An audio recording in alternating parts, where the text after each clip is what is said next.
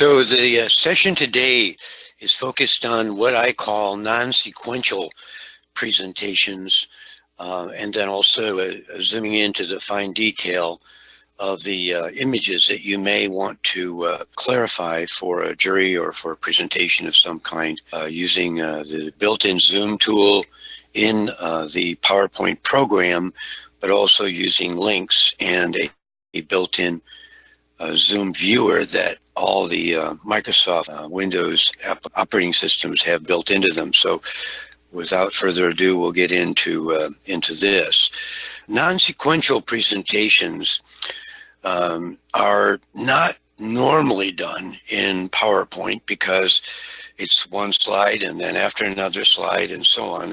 So it's a sequential presentation program. But there are times when you're going to be uncertain about the sequence and also uncertain about whether you want to go back to a certain slide. And so the non-sequential PowerPoint presentation, a little bit tricky, but can be very, very beneficial within certain circumstances when you're not absolutely sure what the sequence of presentation will be. So let's get into that. I'm going to show you a couple of examples, and then we'll go through the process. First example is this Jeopardy. It's pretty common. A lot of people have seen using PowerPoint to create a Jeopardy presentation. How is it done? This is a non-sequential presentation, so I'm going to show this to you. I'm going to go up to slideshow from the beginning. And I've got some aggravating noises in here that you'll hear from time to time, I think, but as we click on these, we won't spend too much time on this. But here is a grid set up on the first slide of this presentation. And what we have done is created hyperlinks from these various amounts to some of the slides in the presentation. So if I click on, say, for example, the 300 option under Chapter 12, Google bought this video site in 2006 for $1.6 billion. And now if I click on this slide, it goes to the actual question. And of course, Jeopardy question answers is reversed. But now I want to go back to the Jeopardy grid. So I have this little home link here, and I click that. It takes me back to this particular screen.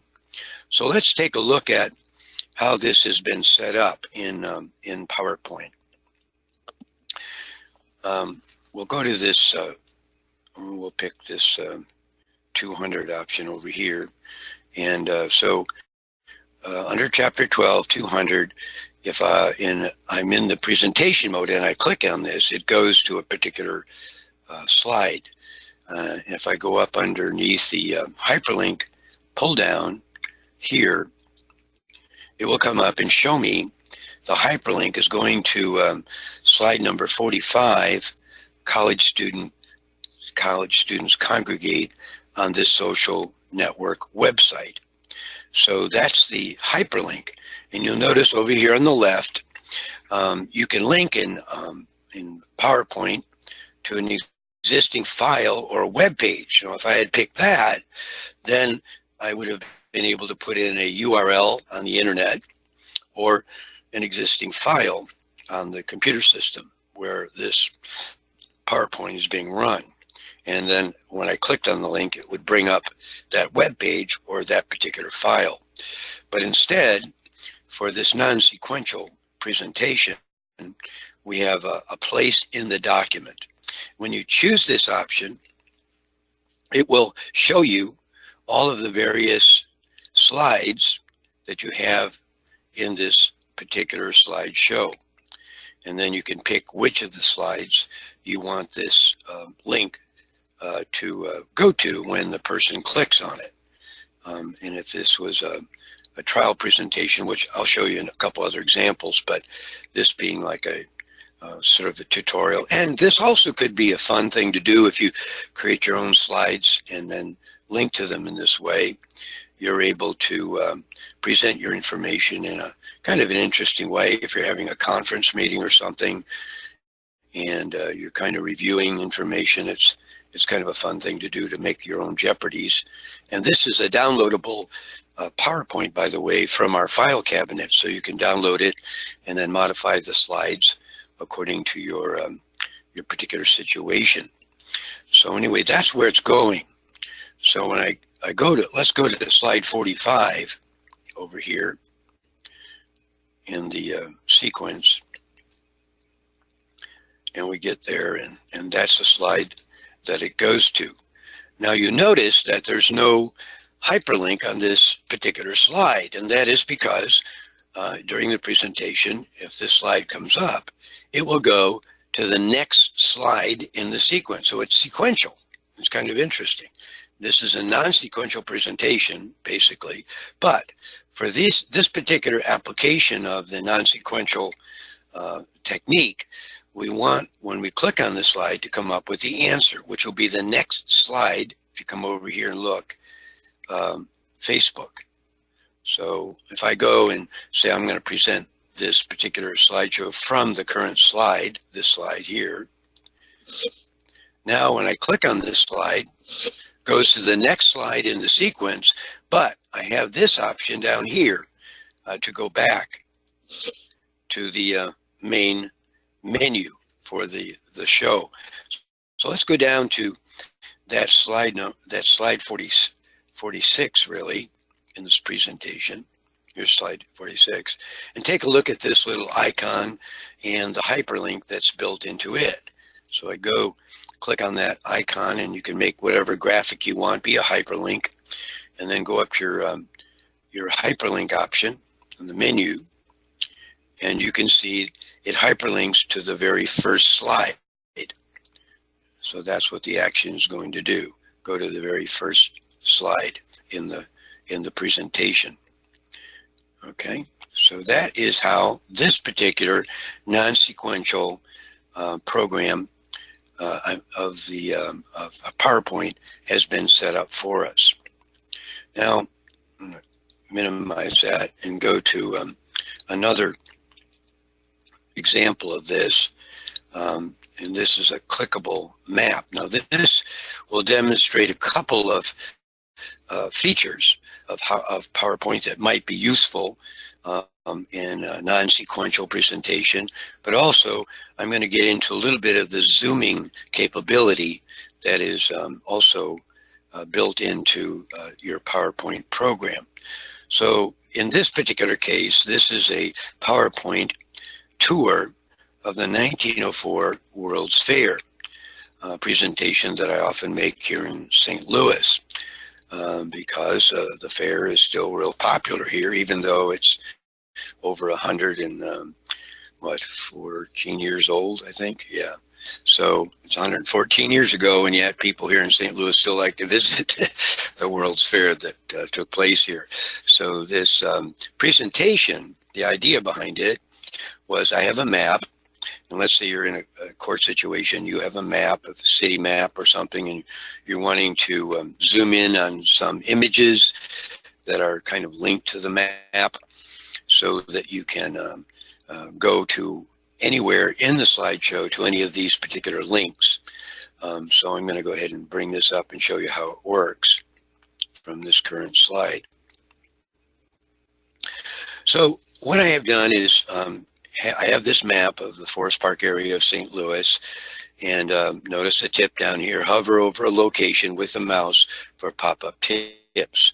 So I've got these color-coded, and when I hover over them, I have a pop-out that comes out, the hyperlink pop-out, that tells me that when I click there, I'm going to go to the Palace of Fine Arts slide. So I'll click there now, and it brings up this particular photograph that was taken 114 years ago in Forest Park of the Art Palace. And then I have a link like I had in the other show with that little house, and I click this, and it takes me back to the first slide, just as we did before. And so I have all these different locations that I can go to. If I go to a festival hall,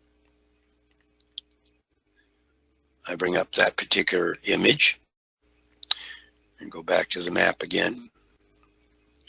And then I can go to maybe the aeronautics and balloon area of the fair and click there. And they had tethered balloons, and back to the map.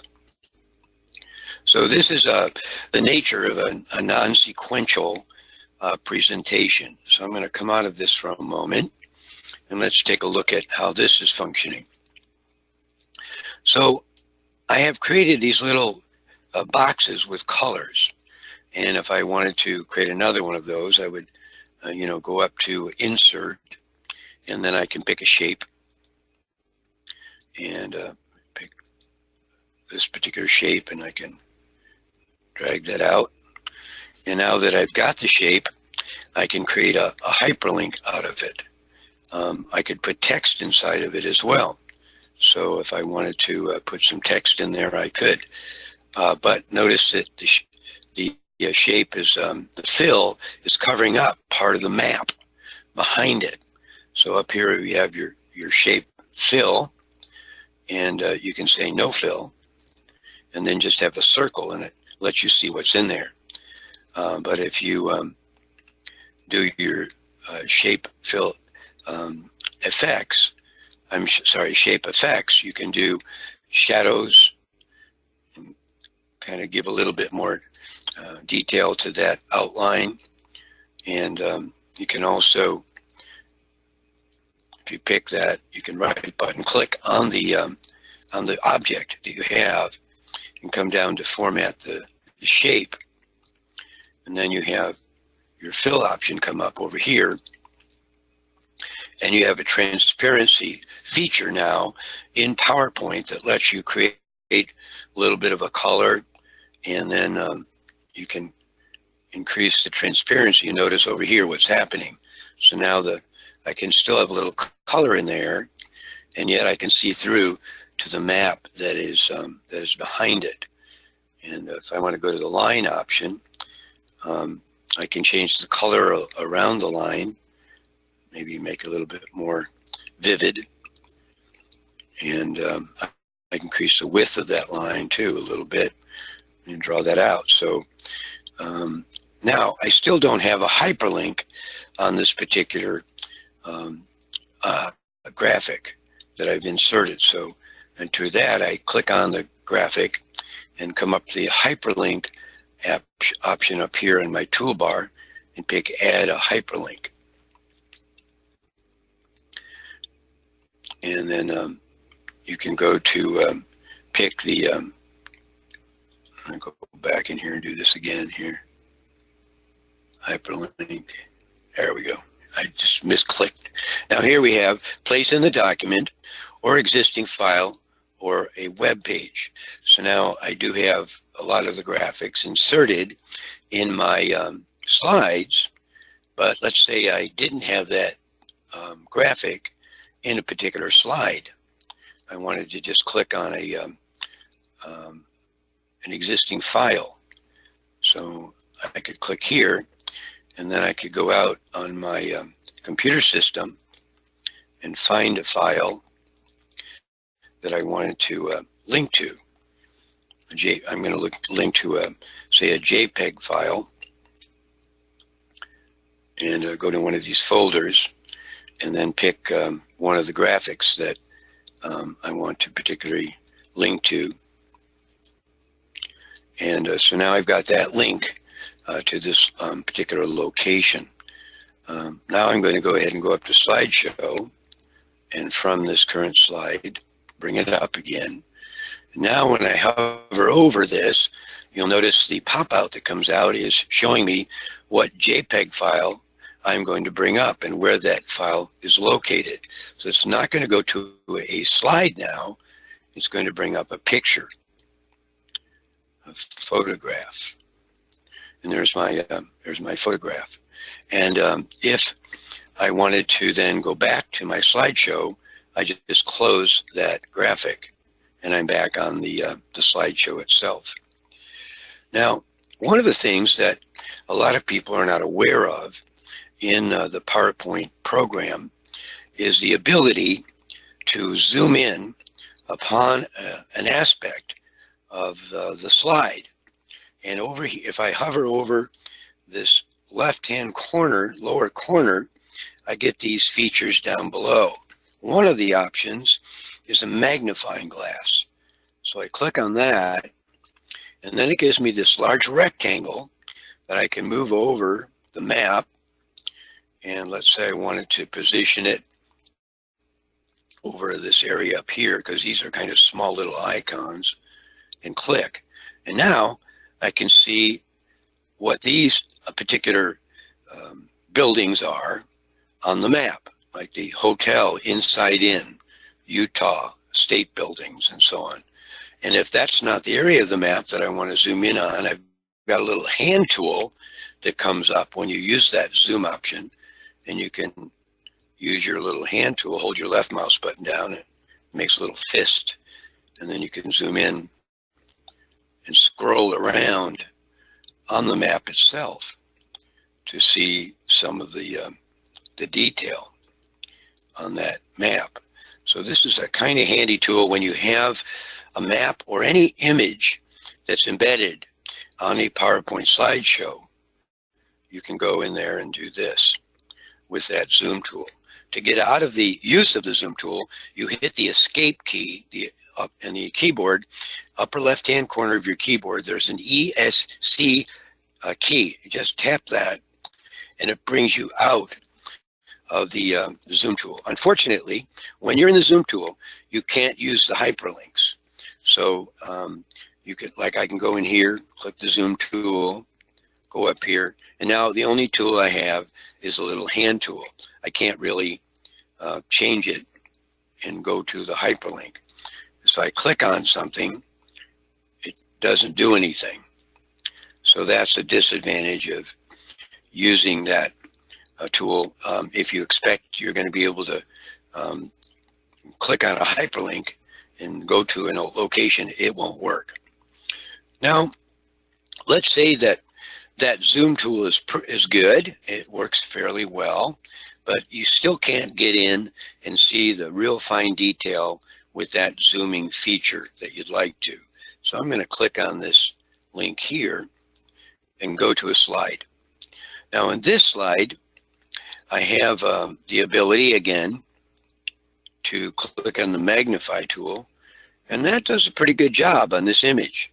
I can zoom around and take a look at the various aspects of this particular picture, and go back out. And when I'm done zooming around, I can press the escape key to come back. But what if I wanted to zoom in on more detail? So I went to another slide here, and if I have a hyperlink to this image, then I could zoom in a new way, in a different way of doing so. I don't have a hyperlink on that image, but I do have one on this festival hall. So I'm going to click there. And now, notice when I hover over this particular picture, it has a URL coming up, a local URL, and a direct link to the particular file. So not only do I have the graphic now on this slide, I also have a hyperlink that goes out and links to this file. So I'll click that, and I get a security warning. That's because I have the Microsoft security thing turned on, but normally you'll turn that off. And so now it goes out and brings up that particular graphic. And this is the Windows Photo Viewer program. It comes with all Microsoft operating system installs. So you'll have this program automatically come up on your computer if you hyperlink out to a graphic. And then you can use its zoom tools to zoom in even on more detail. So if I go in here now, using my scroller wheel on my mouse, I can zoom in on a lot greater detail. Now, this image is a little bit grainy, not as high resolution as maybe I would like it to be. And I can use the scroll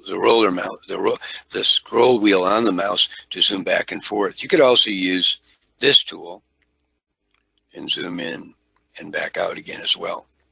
So, and then when you want to go back to your slideshow, you click your X and come back in.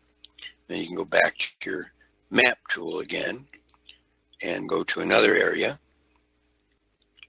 And here's another example of how you could use this zoom tool that's built in to see a diagram of the World's Fair grounds.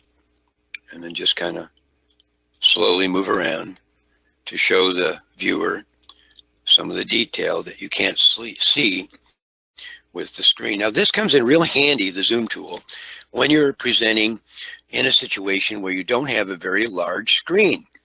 And so it's kind of aggravating. You have a nice slide, you've got a good image, but now you got a tiny screen that you're projecting onto. And so you can't really make out the detail for the audience that you want to show them. And so I find this tool to be absolutely critical when I go into a situation and I don't have a very large screen that I'm projecting on for particular images. And I can go back to the map again, and so you can see how this is working for me. So I'm going to go back into the PowerPoint slideshow again and go over this particular feature in another area. This is a course that I teach at a college here in St. Louis, university here in St. Louis, called Technology for Legal Professionals. And what I have started to do, just to give you an example of this, I have a website like the one that we're using here for this course, but I thought it would be interesting to take the sections of that website and put them into a PowerPoint non-sequential presentation for my students. So here is the first slide, and I've just made 3 links here to show you how this works. So if I click on one of these links here and go up to my hyperlink button, it shows that I am linking to slide number 2, a place in this document, and I'm going to slide number 2. And if I present this now from the current slide, I give the students an ability, if they want to use this particular mode of accessing the information that I put up on the internet, I've copied and pasted into these particular slides the information right off my website. So I click on assignment set number 1, and then this is an exact copy. I copied all the text on the assignment set 1 from my course website and pasted it into a slide. Now you notice the slide itself is not exactly the same shape and size that a typical PowerPoint slide would be. And I'm going to get into that too, because there are times when you're creating a PowerPoint presentation that you don't want to stick with the standard 8.5 by 11 or 8.5 by 14 size paper. You may want to have huge slide designs and formats, and I'll explain why in a little bit. But in this case, let's stick with what I'm doing here. It says look over the syllabus and the session topics. And again, if the person can't really see this too well, they can use the Magnify tool and come up and zoom in on this particular slide and move around and make it a little bit easier to read, and hit the escape key to come back out. Now notice that I have hyperlinks right from the website. I copied the website text and HTML as well, just copied it all, pasted it on a slide, and now I can say go to the download file cabinet. You click here. So if I click here, what this does is take me out of the PowerPoint onto the internet, and it goes into the filing cabinet for the course that I'm teaching. And the student could scroll down and see all of that information, their downloads, and so on. And then they could go ahead and minimize their browser, come back into the PowerPoint, and go to another hyperlink that's built in to this slideshow here. They could say, well, they got a research paper due, which is your course project. Click here, and that will take them out again to the internet, and it takes them to the research paper description that I have on the course website. I'm going to minimize this again, go back into my PowerPoint. So you can see how useful it is to have hyperlinks on a non-sequential PowerPoint. Because now the student can say, okay, this is assignment set 1, I'm done with this. Now I want to go back to the table of contents of the syllabus. So I click here, and it takes them back to my first slide. I've shown you how to create that hyperlink already. I want to go to assignment set 2. They go there, read this over, and now here's an example where they have a video, YouTube video that they could watch, and I've got to click to that YouTube video out of this PowerPoint. It takes them out on the internet, and it gives them a chance to, well, they'll let this play around. Presentation, you take your graphs, add some clip art, and spice the whole thing up with some fancy transitions. But somehow, it doesn't always have the. So this is another presentation tool, by the way, Powtoons. And I have my students learn how to use this particular program when they want something fun with a lot of animations and things that PowerPoint cannot do. Another program like unto this one is Prezi, another presentation tool. But most people do use PowerPoint. So in some cases, these other presentation tools are kind of handy to work with. And if you want some more information about those, you can send me a question. I can give you some links to those. Prezi and Powtoons, very unique. And I'll upload this particular example of a non-sequential PowerPoint, so you can kind of click on some of those links if you're interested. I don't have it finished as of yet, but that gives you a good idea, again, of a useful way of making a non-sequential PowerPoint presentation. So we'll get into that a little bit with you. Now, another thing I wanted to go over with you is something that, a question that was emailed to me. I haven't had a chance to put it on the website yet, but I will. And that is something to do with inserting videos on PowerPoint slides. And so I'm going to go through that a little bit and kind of show you how that fits in with the non-sequential features of this particular session. So I'm going to go to File and New. We'll start a blank presentation, and we'll call it video clips, non-sequential. Okay, so this is what this is all about. We want to create, insert some video clips that we want to go to. And so I'm going to insert a new blank slide. And then I'm going to duplicate that blank slide. I'm going to hold down my control, focus on it, click on it, then do Control D to make at least, well, I'll make another one here. So we have 4 of them. So now on this particular slide, slide number 2, we are going to make this slide our table of contents for the videos. So I'm going to insert a little text box here.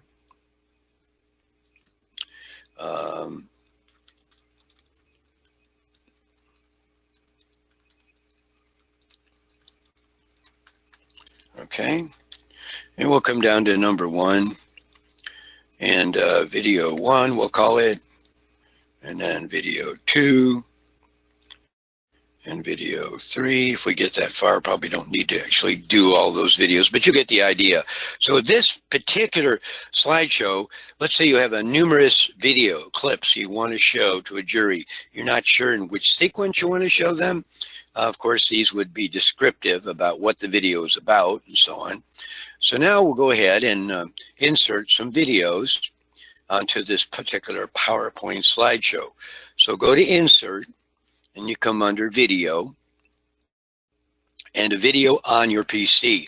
I don't recommend that you actually put links to videos in a presentation that you're going to be making to a jury that are hyperlinks out on the internet. Obvious reason. You may not have adequate bandwidth to play the videos from YouTube. You may not have internet access, whatever. That video might be taken down from the internet and it won't be there even though your link is there. And I'm going to show you again how to download videos from YouTube and then you can insert them directly on your PowerPoints as long as you're not violating copyright and things like that. But so I'm going to insert a video that I have on my PC. So I click there and I have that train video that we worked at with a little while ago. I'm going to insert that onto this slide.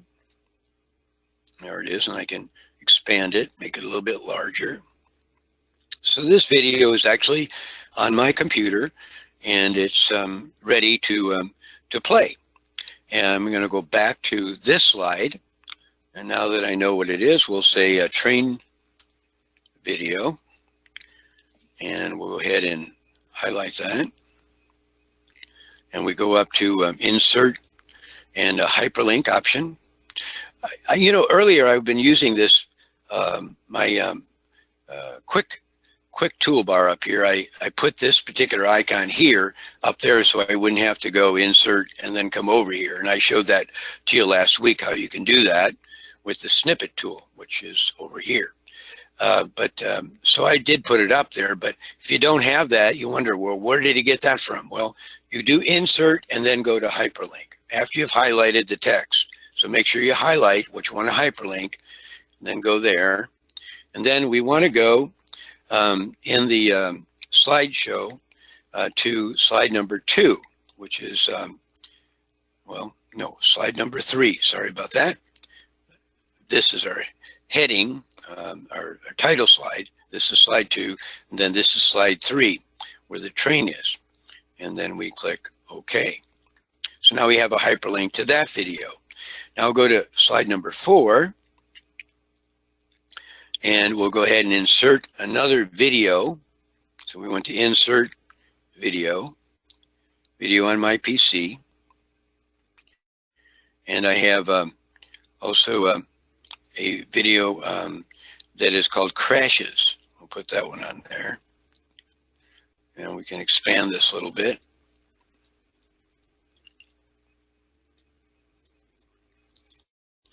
And come back to our second slide and make another hyperlink from this particular table of contents slide.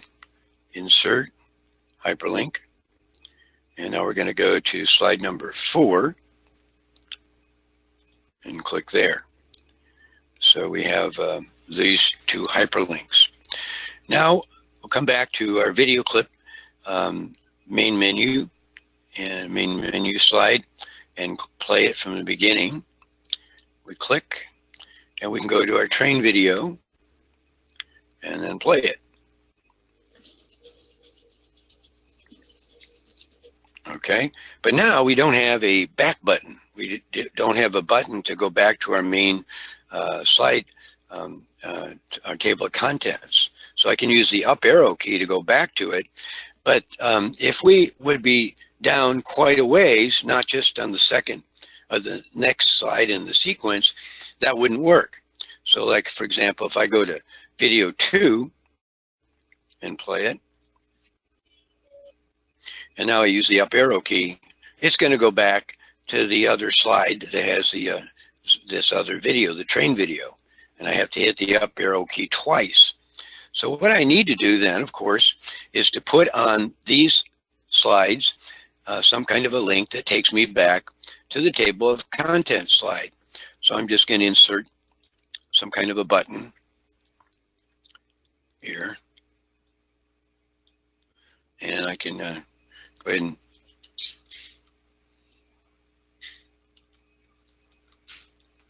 go to menu, and then I'll just highlight this and insert my hyperlink to go back to slide number 2. Shows up over here.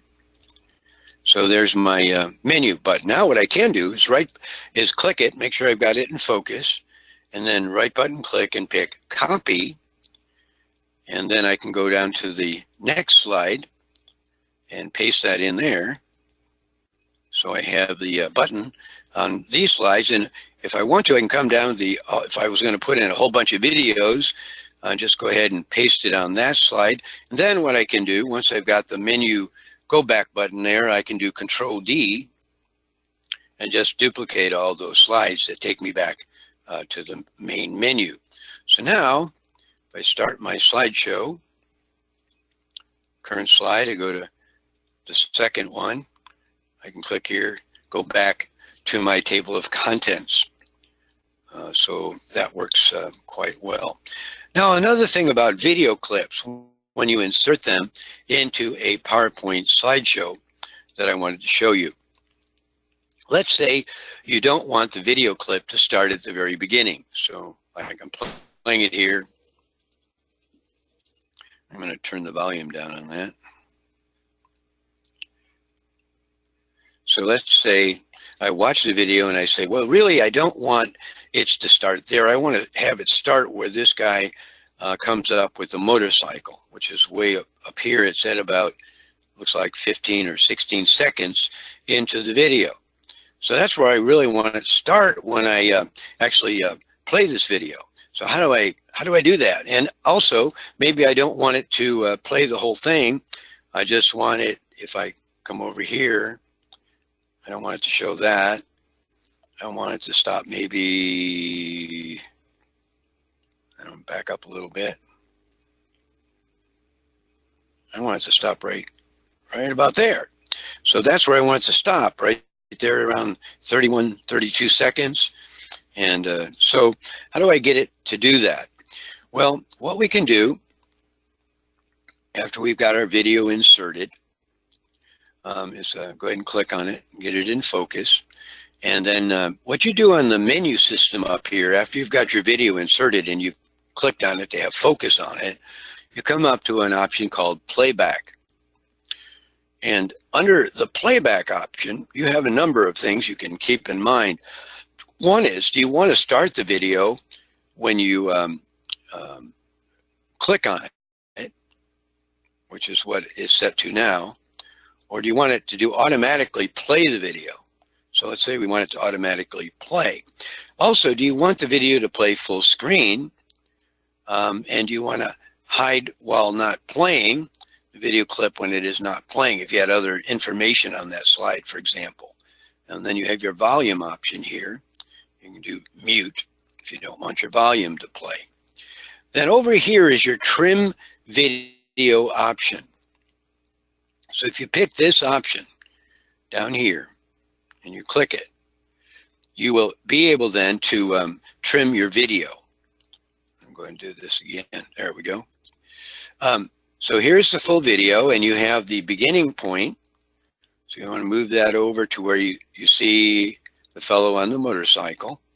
And then you can bring this back over to where you want the video to actually stop playing. It'll be right about there. It'll be fine. And once you get that the way you want it, you click OK. And now, let's go back to this menu option again. And we'll go to the train video. And you notice it's playing automatically. And it started where the fellow is on the motorcycle. And it's playing it. And notice the audio is muted as well. He runs back over and stops.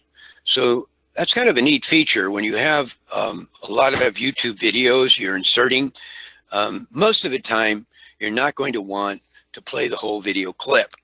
Well, what you could do is bring that video into a movie maker editor. It's an editing program on your computer, movie maker, and you could actually edit the video and take out the section you want, resave that, and then insert that portion of the video into your slide. That's a doable thing, and I'll show you how to do that as well.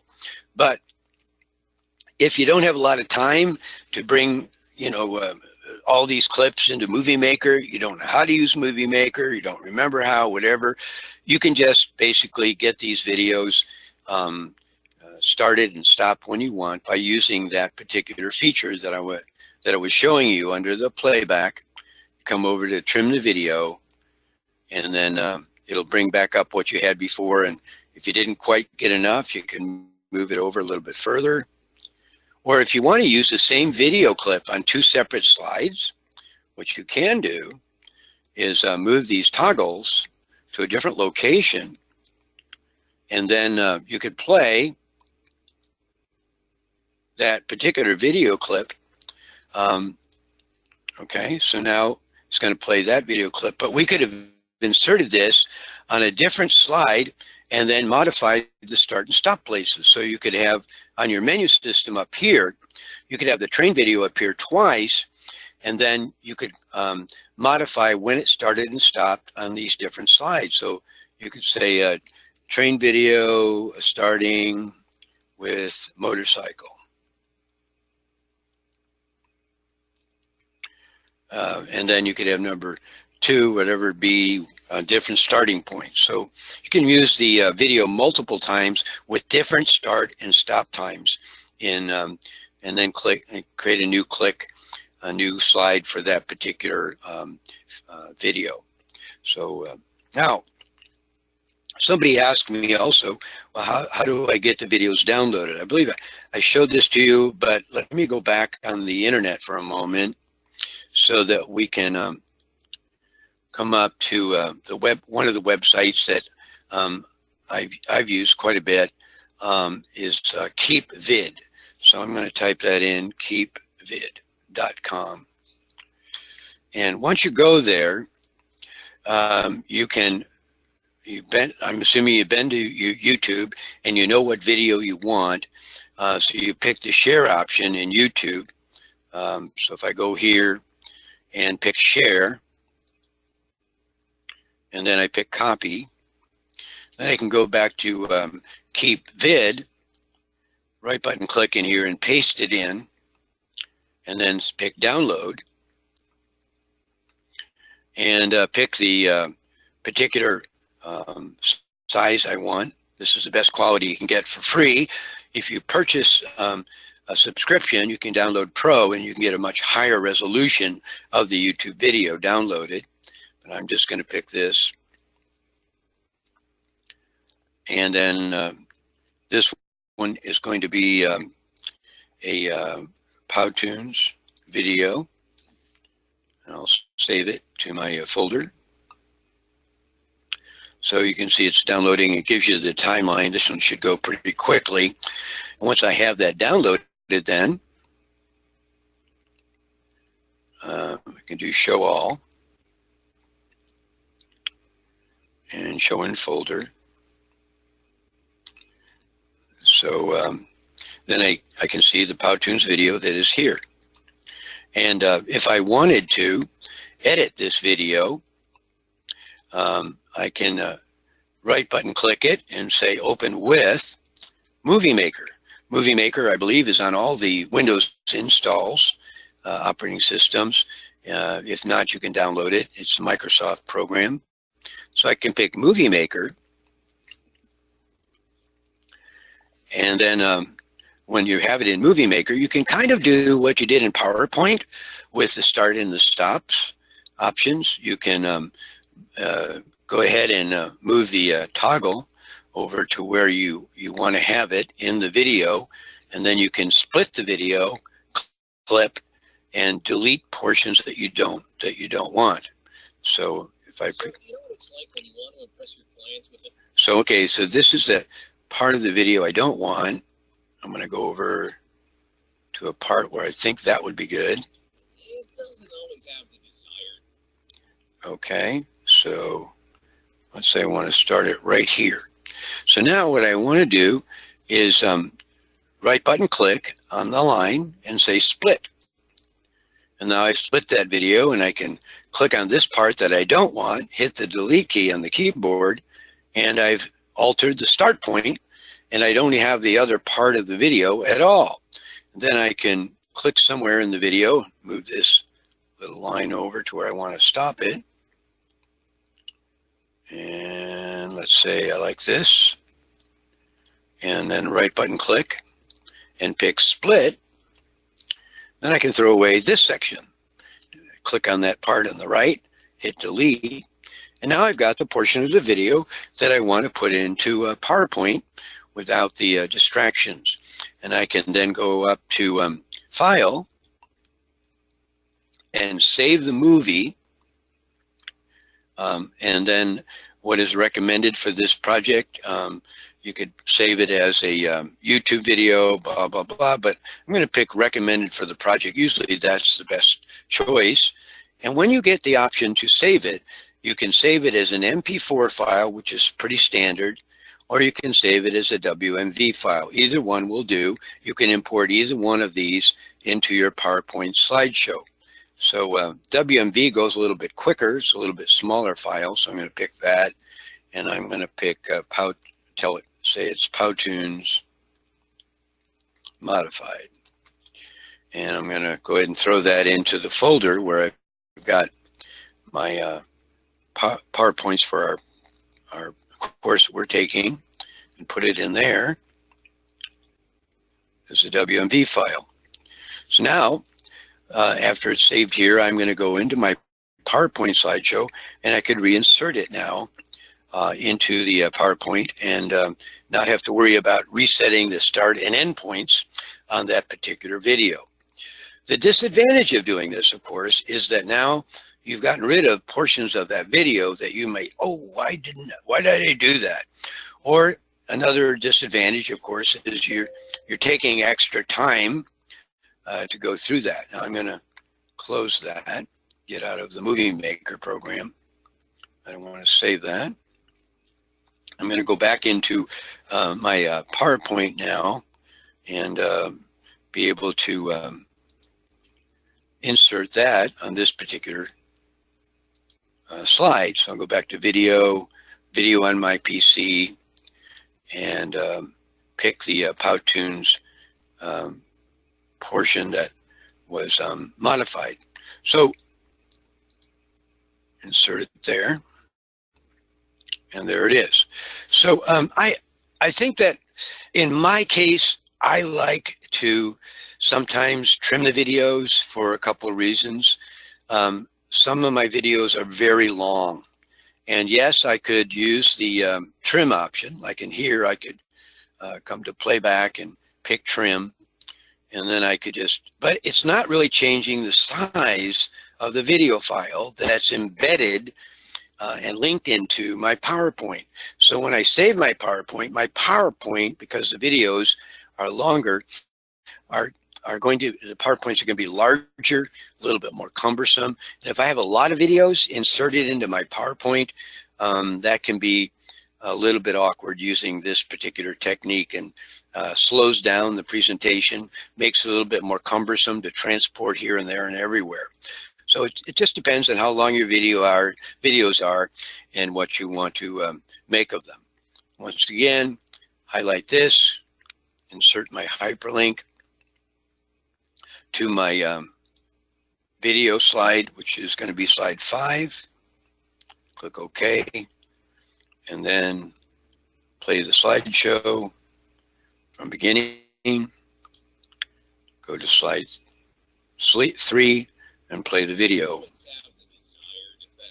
and then go back to the main menu. Okay, so that's the long and the short of working with a non-sequential presentation in PowerPoint, how to use the Zoom tool that's built in to the program, and also how to use a link to an external file to use the Microsoft Photo Viewer program to zoom in even closer on particular graphics that you might want to do. We also showed you how to use links on a map to go here and there and set these table of contents up for your non-sequential presentations. This particular file, let me go ahead to this one from this current slide. And when we play it, we can also move. Turn that off. You can also move while you're making your presentations to a particular location in the slide. If you wanted to show some of the damage on a particular video, like this one here. And get over here a second. There we go. Okay, I can pause the video. And once you have paused your video, you can use the Magnify tool to go in and magnify in a part of the still image of the video. You can't play it while you're doing this, but you can at least zoom in on that particular slide. Another advantage of doing this, you zoom in on it. Once you have it there, if you hit the print screen button on your computer, you take a snapshot of that zoomed in part of the slide, which is kind of cool, because then you can later paste it into a slide, maybe the next slide in your program. You could go to insert a new slide, and then you could, paste in that particular picture that I just took out of this video. So that's a kind of a neat feature as well of PowerPoint and the Windows operating system. The print screen button is on your keyboard, PRNT-SCR. It's just above the backspace key on most keyboards, and you can use that zoom feature in conjunction with it and then paste it into a PowerPoint program itself. Now, one more thing I wanted to go into, and we'll get into timelines a little bit more in one of the sessions coming up. I think maybe the next session, but in any case, you can look at our table of contents and see. This is an example of it, and what I wanted to show you here, though, is another video insertion on a timeline, and also talk a little bit more about the size of slides, because as we go along and with non-sequential presentations, knowing how to change the size of your slides is also pretty critical, because you may want a non-sequential particular presentation that has a non-standard slide setup. So let's take a look at this. Here's a timelines option. We'll come back to timelines a little bit later. But now if I go to design mode in my PowerPoint, and I come over here to slide size, and you can see we have standard, widescreen. That's fine. But what about custom slide size? Here you can see I have a 36-inch wide slide, 7.5 inches tall. Now I can increase the slide width, and I'll put in here 48 inches and click OK. And you can ensure fit if you want to, or you can say maximize. So what it's saying here is you're scaling to a new slide size. Would you like to maximize the size of your content or scale it down to ensure it will fit on the new slide? Usually you want to ensure the fit, and then you'll have a wider slide than you have before. So when you do a presentation and you need, for various reasons, to have a very wide slide, let me show you what we can do. Go to slideshow from beginning and click on the next slide. This is the one we want to get to. Now we have this really cool, very wide sort of presentation. We could have a sequence of images in here. I've got a video in here, so I could play that. Again, that audio is nasty. Sorry about that. So anyway, there goes the video playing on my timeline. So we have an accident video here. We could have another accident video along this timeline. A number of, instead of having a non-sequential presentation, we could have a wide slide like this and then put the information on the wide slide and show that information as we go along. Now, someone said, yeah, but Carl, look at how small those are. Yes, but don't forget the zoom tool. You can click on the zoom tool now, and you can zoom in. And when you zoom in now, you can pan across the slide. So this also is a non-sequential kind of a technique where you're wanting to have a number of things on the same slide, not enough information, and you want to use that zoom tool to move across to show all of that information. So I'm going to come out of that and come back. We've got about